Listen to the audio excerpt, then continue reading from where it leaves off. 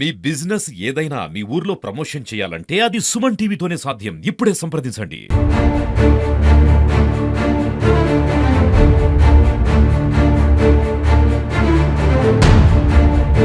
సాయంత్రం తీసిపోయారు, ఎప్పుడు తీసిపోయి స్టేషన్కి తీసిపోయారంట. తీసిపోయినాక బాగా కొట్టారంట. కానీ కొడుకు ఊరికి చెప్పుకోలేదు. చెప్పుకోకుండా ఎవరికి చెప్పుకోకుండా మయ్య తిరిగి తిరిగి సవాసగాళ్ళు ఉన్నారు. పడినంత బలంగా ఉంది, ఎవరికైనా చెప్పుకోలేదు. ఇంటికి చెప్పినా ఏది చెప్పినా నీ పిల్లలకి నీ భార్యకి ప్రమాదం ఉంటుంది. మీ ఇంటిల్లాలు కూడా పెట్రోల్ పోసి తలగా పెడతాం. నువ్వు రౌడీవి కేసు అని నేను పెడతా. ఎవరంటున్నారు? వాడిని వీళ్ళిద్దరి మధ్యలోనే ఈ గొడవ వచ్చింది. ఇసుక అక్రమ రవాణా చెప్తా అంటే వాడు పెడితే పిల్లగాని తీసుకుపోయి కొట్టారు, టార్చర్ పెట్టారు. Welcome to Suman TV. Pagadala Satish బలన్మరణం చెందిన విషయం అందరికీ ఇక్కడ డొనకల్ నియోజకవర్గంలో తెలిసిందే. తను ఒక ఇసుక రవాణా మధ్యలో గొడవలు రావడం వల్ల, ఇద్దరి మధ్యలో గొడవలు రావడం వల్ల ఒకరి మీద ఒకరు కేసులు పెట్టుకోవడం, నా మీద నువ్వు ఎందుకు కేసు పెడతావరా అని చెప్పేసి ఇలాంటి మాటలు మాట్లాడుకుంటూ అవి స్టేషన్ దాకా పోవడము, స్టేషన్లో కేసులు ఎందుకు పెడతావు అని చెప్పేసి ఒకరి మీద ఒకరు దూషించుకోవడము, ఇలాంటి జరిగిన క్రమంలో తనను బాగా మానసిక క్షోభకు గురి చేశారు ఇక్కడ ఈ ఊరికి సంబంధించిన పెద్ద మనుషులు. ఆ సమయంలోనే తను మనస్తాపానికి గురైపోయి తను బలన్మరణం చెందాడు. ప్రస్తుతం మనం అదే ఇంటి దగ్గర ఉన్నాము. ఇక్కడ మనతో పాటు సతీష్ పిన్ని గారు ఉన్నారు. తనతో మాట్లాడదాము. ఎలా జరిగిందమ్మా? నా కొడుకు ఉష్కలో గొడవ అయింది, అయిపోయింది. తల్లిదండ్రులతో పోయారు, కేసు పెట్టారు. వీళ్ళ కేసు తీసుకోలేదు. వాడు పోయి కేసు పెట్టగానే వాడిని కేసు తీసుకున్నారు. వాడిని వాళ్ళ తల్లిదండ్రులు తెలియకుండా పట్టకపోవడం, రోజు కొట్టియడం, రేత్రి 11ంటికి వదిలిపెట్టడం. వాడు వచ్చి నన్ను ఏం అడిగిపోయినా నాన్న అంటే నేను ఆడుకోపోయినా తల్లిదండ్రులు చెప్పలేదు. వాడు చంపిందని కూడా ఎవరికి చెప్పలేదు. ఆ టార్చర్ వాడే భరించిండు. ఇంటికి చెప్పినా ఏది చెప్పినా నీ పిల్లలకి నీ భార్యకి ప్రమాదం ఉంటుంది. మీ ఇంటిల్లాలు కూడా పెట్రోల్ పోసి తలగా పెడతాం. నువ్వు రౌడీవి కేసు అని నేను పెడతా. ఎవరంటున్నారు? సుంకరెంకన్న కొడుకులు ఇద్దరు. వాడిని వీళ్ళిద్దరి మధ్యలోనే ఈ గొడవ వచ్చింది. ఇసుక అక్రమ రవాణా చెప్తా అంటే ఇరు వర్గాల మధ్యలో ట్రాక్టర్ కాడ గొడవ వచ్చింది. ఈ గొడవ అనేది పోలీస్ స్టేషన్ కేసు పెట్టుకోవడం దాకా వెళ్ళింది. పోలీసు పెట్టుకున్న తర్వాత ఈయన పెట్టాడు, మరి సతీష్ వెళ్ళేసి కేసు పెట్టాడు. మరి సతీష్ కేసు పెట్టినాక సుంకర వెంకన్న ఎందుకు తీసుకెళ్లలేదు? మీ అబ్బాయిని ఎందుకు? అది వాడు పెడితే తీసుకెళ్లలేదు. వాడు పెడితే పిల్లగాని తీసుకుపోయి కొట్టారు, టార్చర్ పెట్టారు. నేను బతకటం వేస్ట్. వీడు రోజు నన్ను కొట్టిస్తుండు. నేను తొడేలు కూడా పోయి నేను బతకలేను, నాకు పరుగు లేదుగా, పరుగు తీసిండు, నన్ను టార్చర్ పెడుతున్నాడు, పరుగు మందు తాగిండు, అంతే. చచ్చిపోయిన రోజు కూడా పోలీసులకు వీడియో పెట్టిండు, పట్టించుకోలేదు. అయ్యాల రాలేదు. 50 మంది పోలీసులు వాడు చచ్చినాక వాడి ఇంటికి కాపలకు వచ్చారు.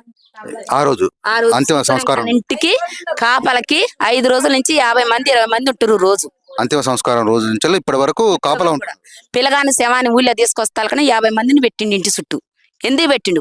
వాడు సంబంధం లేనప్పుడు పిల్లగాడు చచ్చి ఊళ్ళోకి వచ్చినప్పుడు వాళ్ళు పోలీసులు ఎందుకున్నారు? చచ్చిపోయిన పిల్లగాని పట్టించుకోకుండా వాని కాపాడటం ఏంది? పోలీసుల పాత్ర ఉంది, ఇలా వాళ్ళ పాత్ర ఉంది. సుంకరెంకన్న కొడుకులు ఇద్దరిది, సుంకరెంకన్నది. ఊరు పెద్ద మనుషులు కూడా పట్టించుకోలే వాడిని. ఎవరైనా నిలదీసి ఇంతవరకు అడగలేదు. వాళ్ళ కర్మ ఏదిట్టుందని ఒకళ్ళ ఊరోళ్ళు కూడా వచ్చి అడగలేదు. వాని అందరు కలిసి టార్చర్ పెట్టారు. ఆ టార్చర్ భరించలేకనే వాడు మందు తాగిండు. అంటే మీతో ఎప్పుడు చెప్పుకున్నాడా ఇలాంటి టార్చర్ పెడుతున్నాడు? ఏది చెప్పుకోలేవాడు.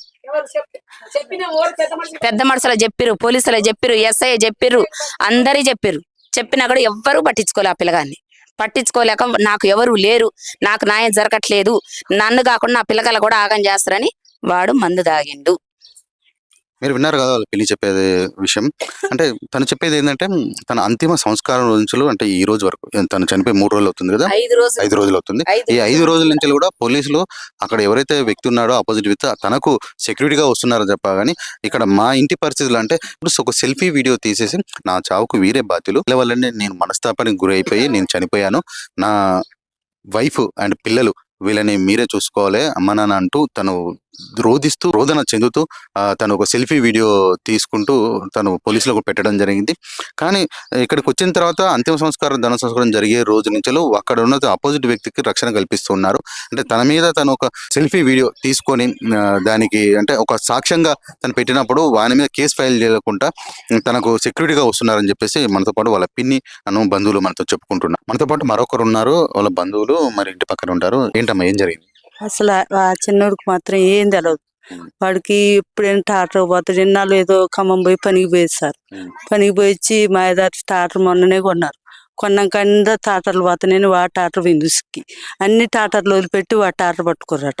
పట్టుకొని ఇద్దరు కలిసి కొట్టారంట. కొట్టినాక ఇక అక్కడ ఉన్న లేటోళ్ళు అటు పారారు.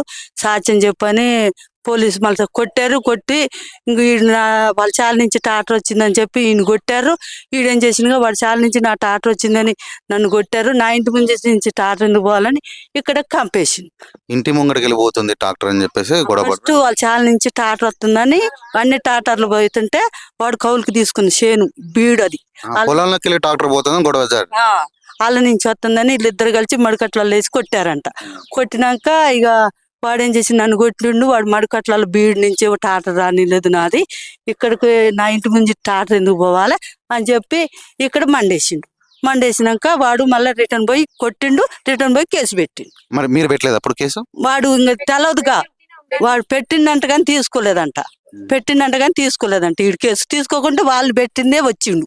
మళ్ళీ ఈడికి వచ్చి ఆ మండ వాళ్ళతోనే ఎస్ఐతోని మళ్ళీ మండ తీపిచ్చి మళ్ళీ తెత్తవా తీవారని వాడు అంపటి తలిగారు. తలికి వాడు తట్టుకోలేక అటు బజార్లో అమ్మట పోయిండంట. పోయినాక ఆడుండు మళ్ళీ సాధించుకొని వచ్చింది దాకుండి ఆ మండ తీపిచ్చి మళ్ళీ అవన్నీ ఆ నైట్ తీసిపోయారు. మళ్ళీ సాయంత్రం తీసిపోయారు. ఎప్పుడు తీసిపోయారు స్టేషన్కి తీసిపోయారంట. తీసిపోయినాక బాగా కొట్టారంట.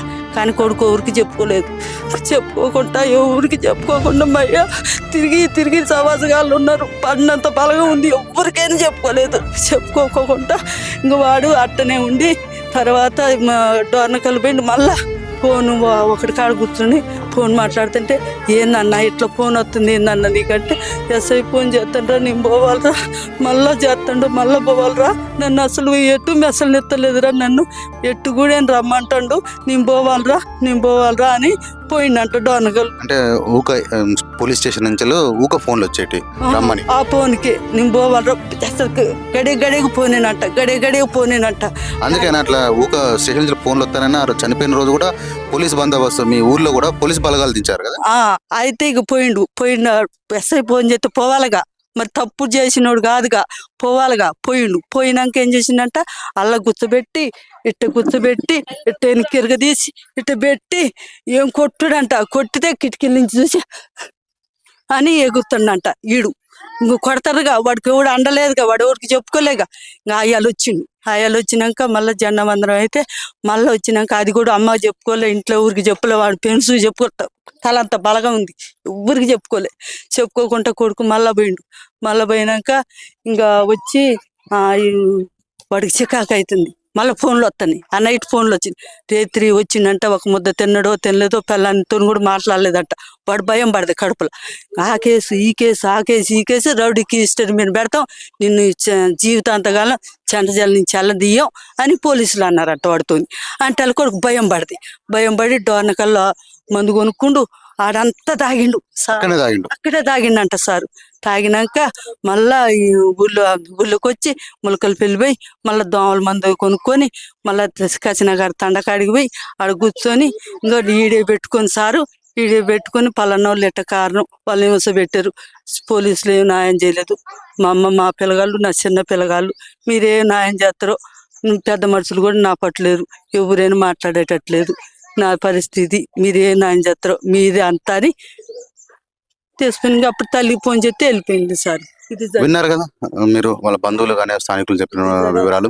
అంటే సతీష్ చనిపోవడానికి ముందు, అంటే సూసైడ్ చేసుకోవడానికి ముందు తను ఒక సెల్ఫీ వీడియో తీసి నాకు ఎలాంటి న్యాయం జరగట్లేదు, నన్ను పోలీసులు పదే నన్ను స్టేషన్కి పిలవడం నాకు ఇబ్బందిగా ఉంది, ఇదంతా జరగడానికి కారణం మా ఊరికి చెందినటువంటి పెద్ద మనుషులు, వాళ్ళు నా మీద లేనిపోని చెబుతూ నన్ను ప్రతిరోజు వేధిస్తున్నారని చెప్పి ఒక మానసిక క్షోభతో మానసికంగా తను విసిగిపోయి తను దగ్గరే ఉన్నటువంటి డొన్నకల్లో ఒక పురుగుల మందు తీసుకొని తను సేవించి సెల్ఫీ వీడియో తీసుకొని తను చనిపోవడం జరిగింది.